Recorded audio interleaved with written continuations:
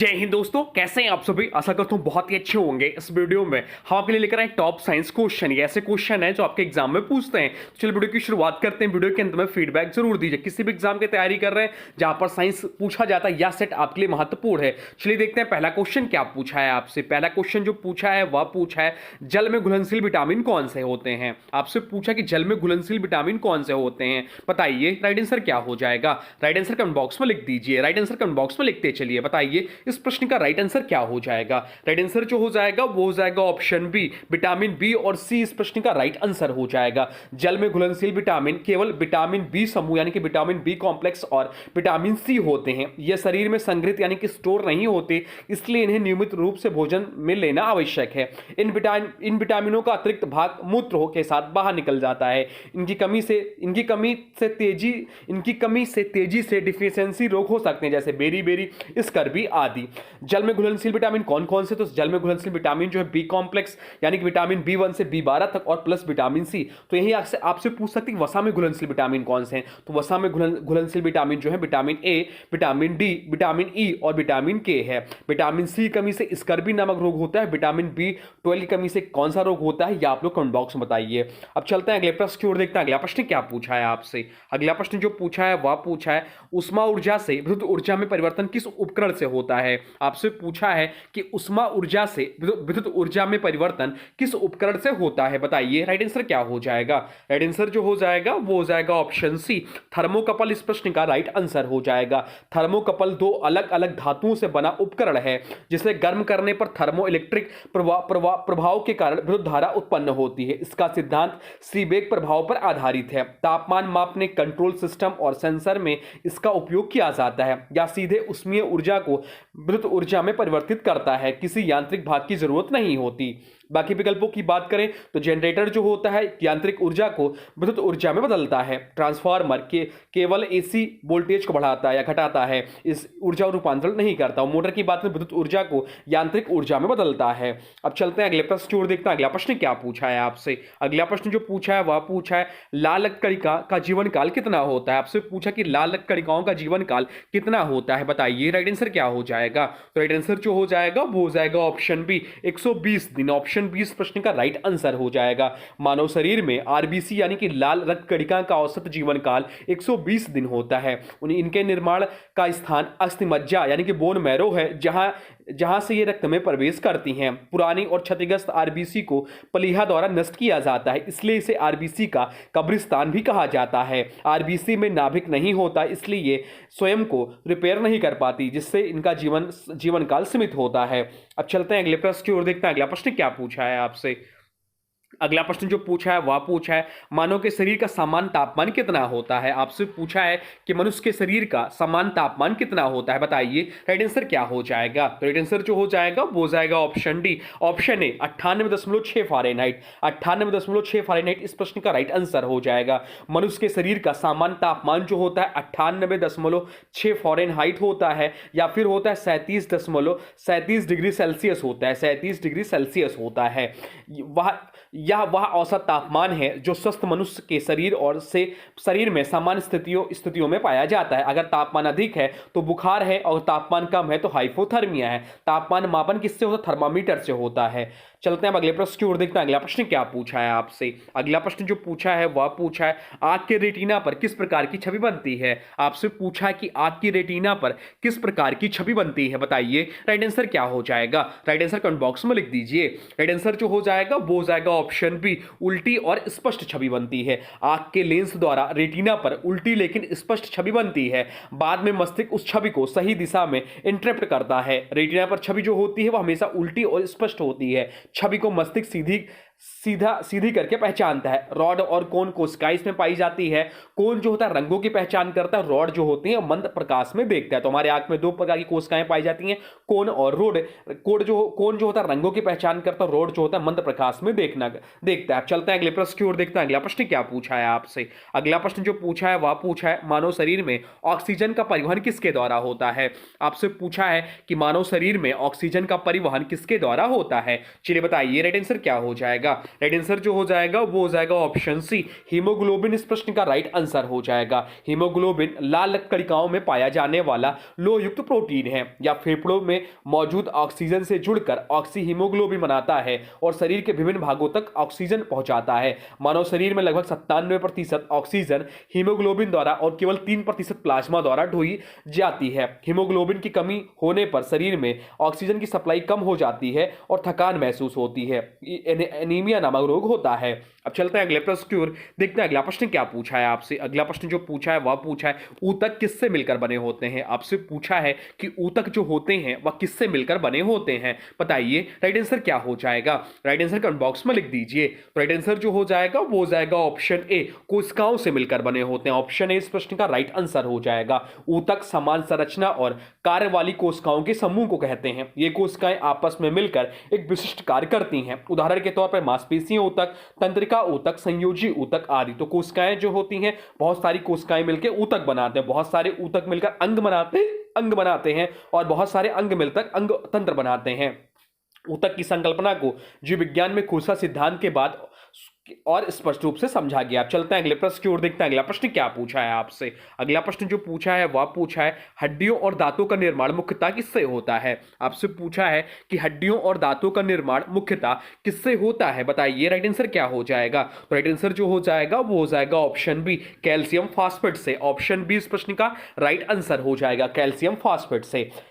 हड्डियों व दांतों का मुख्य घटक हाइड्रॉक्सी एपेटाइट है या हड्डियों को मजबूती और कठोरता प्रदान करता है। दांतों के एनेमल परत भी कैल्शियम फॉस्फेट से ही बनी होती हैं। इसकी कमी से हड्डियां कमजोर हो जाती हैं, ऑस्टियोपोरोसिस जैसी समस्या होती है। अब चलते हैं अगले प्रश्न की ओर, देखते हैं अगला प्रश्न क्या पूछा है आपसे। अगला प्रश्न जो पूछा है वह पूछा है पौधों में भोजन का परिवहन किस ऊतक द्वारा होता है। आपसे पूछा कि पौधों में भोजन का परिवहन किस ऊतक द्वारा होता है, बताइए राइट आंसर क्या हो जाएगा? तो राइट आंसर जो हो जाएगा वो हो जाएगा ऑप्शन बी, फ्लोएम इस प्रश्न का राइट आंसर हो जाएगा। ऑप्शन बी इस प्रश्न का राइट आंसर हो जाएगा। पौधे प्रकाश संश्लेषण द्वारा भोजन पत्तियों में बनाते हैं। इस भोजन मुख्यतः सुक्रोज, शर्करा और सुक्रोज को पौधों के अन्य भागों जड़, तना, फल, फूल आदि तक पहुंचाने का काम फ्लोएम ऊतक करते हैं। इस प्रक्रिया को स्थानांतरण यानी कि ट्रांसलोकेशन कहते हैं। फ्लोएम की मुख्य विशेष कोशिकाएं बताएं अगर आपको, तो फ्लोएम की मुख्य कोशिकाएं हैं स्यू ट्यूब, संघ साथी कोशिकाएं और फ्लोएम पेरेन्काइमा। बाकी विकल्पों की बात करें तो जाइलम जो है पानी और खनिजों का परिवहन करता है, भोजन नहीं। कोलेनकाइमा पौधों को मैकेनिकल सपोर्ट देता है और पेरेन्काइमा भोजन संग्रह और अन्य चयापचय क्रियाएं करता है। अब चलते हैं अगले प्रश्न की ओर, देखते हैं अगला प्रश्न क्या पूछा है आपसे। अगला प्रश्न जो पूछा है वह पूछा है लीवर यानी कि यकृत किस विटामिन को संग्रहित करता है। आपसे पूछा कि लीवर यानी कि यकृत जो है किस विटामिन को संग्रहित करता है, स्टोर करता है, यह आपसे पूछा है, बताइए राइट आंसर क्या हो जाएगा? राइट आंसर जो हो जाएगा वो हो जाएगा ऑप्शन बी, विटामिन ए इस प्रश्न का राइट आंसर हो जाएगा। लीवर शरीर का सबसे बड़ा भंडारण अंग है या मुख्यतः वसा में घुलनशील विटामिनों को संग्रहित करता है। इनमें सबसे अधिक विटामिन ए का भंडारण यकृत में होता है। यही कारण है कि विटामिन ए की कमी का इलाज करने के लिए अक्सर लीवर ऑयल दिया जाता है। बाकी विकल्पों की बात करें तो विटामिन सी जल में घुलनशील है, शरीर में संग्रहित नहीं होता। विटामिन बी पूरा बी कॉम्प्लेक्स जल में घुलनशील है, संग्रहित नहीं होता। विटामिन ई वसा में घुलनशील है, थोड़ी मात्रा में संग्रहित होता है, लेकिन मुख्य भंडारण विटामिन ए का होता है। अब चलते हैं अगले प्रश्न की ओर, देखते हैं अगला प्रश्न क्या पूछा है आपसे। अगला प्रश्न जो पूछा है वह पूछा है निम्न में से किस प्रकार का प्रतिबिंब आंख की रेटिना पर बनता है। आपसे पूछा कि निम्न में से किस प्रकार का प्रतिबिंब आंख की रेटिना पर बनता है, बताइए राइट आंसर क्या हो जाएगा? राइट आंसर कमेंट बॉक्स में लिख दीजिए। राइट आंसर जो हो जाएगा वो हो जाएगा ऑप्शन बी, वास्तविक और उल्टा बनता है।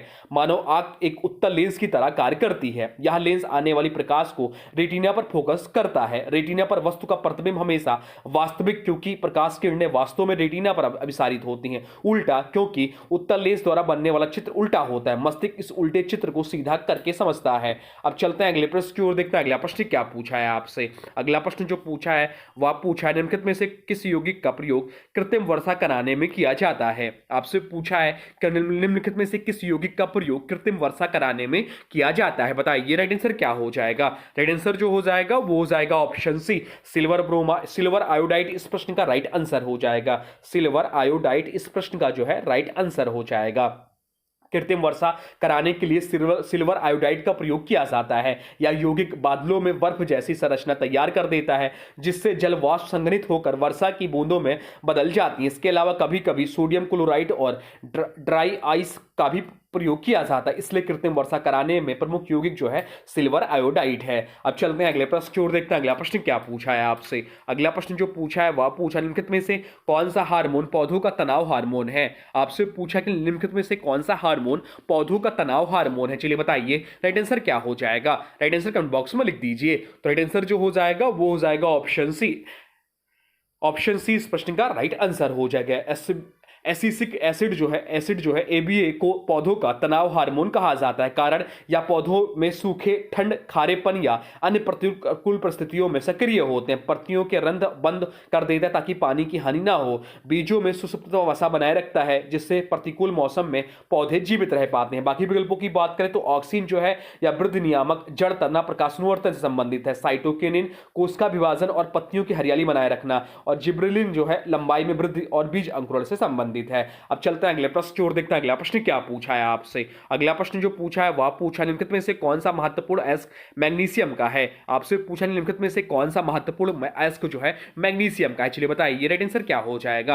राइट आंसर कमेंट बॉक्स में लिख दीजिए। राइट आंसर जो हो जाएगा वो हो जाएगा ऑप्शन बी, डोलोमाइट इस प्रश्न का राइट आंसर हो जाएगा। डोलोमाइट जिसका रासायनिक सूत्र है CaMg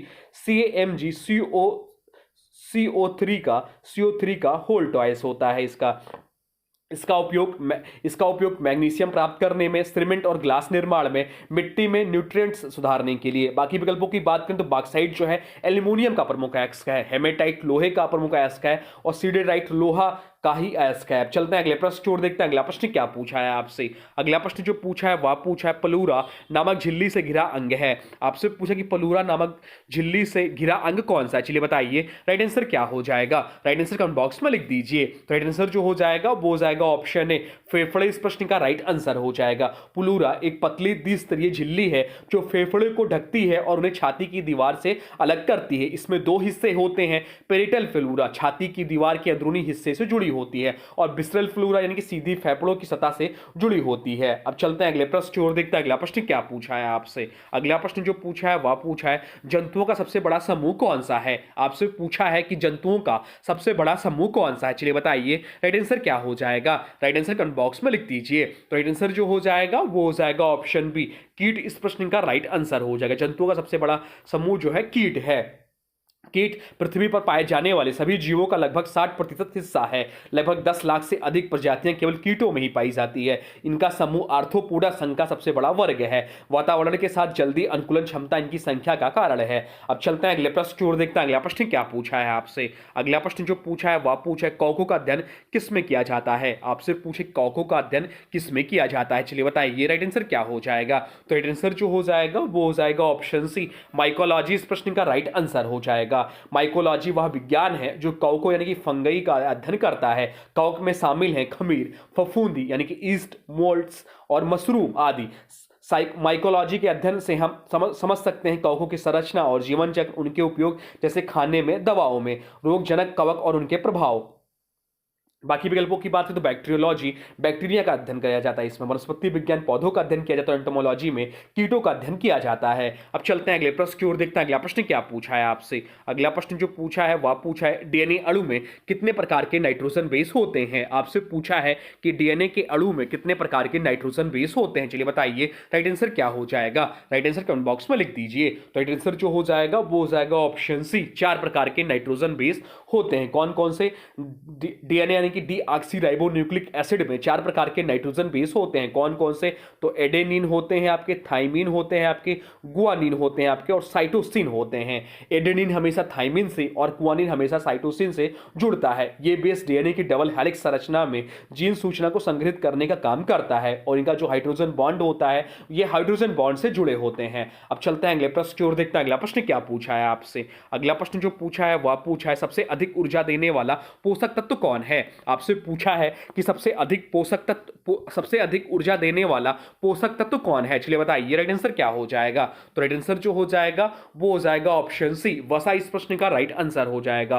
ऑप्शन सी इस प्रश्न का राइट आंसर हो जाएगा। वसा शरीर में सबसे अधिक ऊर्जा देते हैं, लगभग 9 कैलोरी प्रति ग्राम। तुलना में कार्बोहाइड्रेट की बात करें तो कार्बोहाइड्रेट 4 कैलोरी प्रति ग्राम, कार्बोहाइड्रेट की बात करें तो 4 कैलोरी जो है 4 कैलोरी प्रति ग्राम देता है।